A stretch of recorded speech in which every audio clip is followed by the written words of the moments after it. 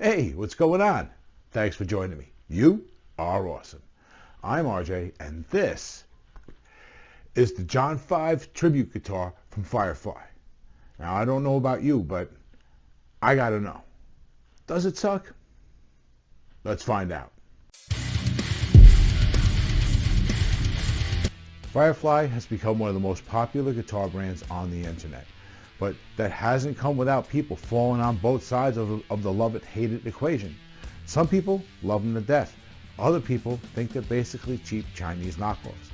So what's the deal? Well, today here in the cave, hopefully we're going to find that out. We're going to take a look at this guitar from top to bottom, head to toe, and we're going to be going over the specs. We're going to take a look at some pretty pictures. We're going to open it up and see what's going on inside this guitar. We'll test the pickups. We'll hear the guitar. And then we're going to answer the question, does it suck? Let's start by talking about this neck, which is roasted flamed maple with a set of 18-to-1 locking tuners and a dyed red bone nut along with a set of stamped steel string trees. When we talk about the back of the neck itself, it's a compound radius. Don't ask me the exact measurements, although I can tell you that it's roughly about 42 millimeters at the nut, although it is wider from front to back at the nut than our standard modern C shape. It's definitely a little bit thicker, but then as you move up the fretboard, it morphs its way down to being wider and flatter as you go up. The same is more or less true on the front of the neck. We have a rosewood fretboard with 22 stainless steel frets with rounded ball ends, and the fretboard radius goes from 9.5 inches at the nut to around 14 at the 22nd fret.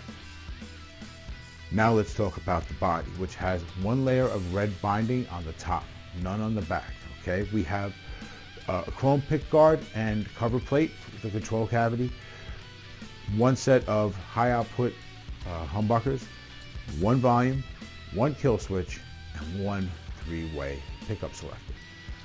The back of the body does not have a belly carve, but it does have improved access to the 22nd fret.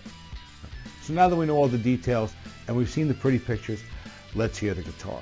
For this video, I'm using, for the first time, a Fender Mustang LT50 with a 12-inch speaker, which is being mic'd up using an Omni mic and running into my PC. With that, let's hear it.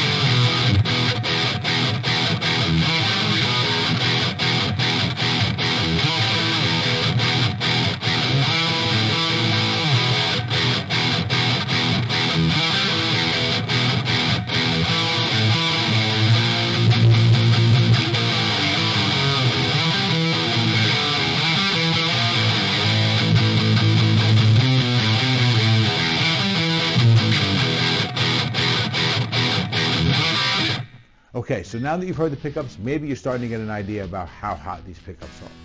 But only one thing's going to tell us for sure. Let's test them. And while we do that, why don't we open up this guitar and see what's going on inside.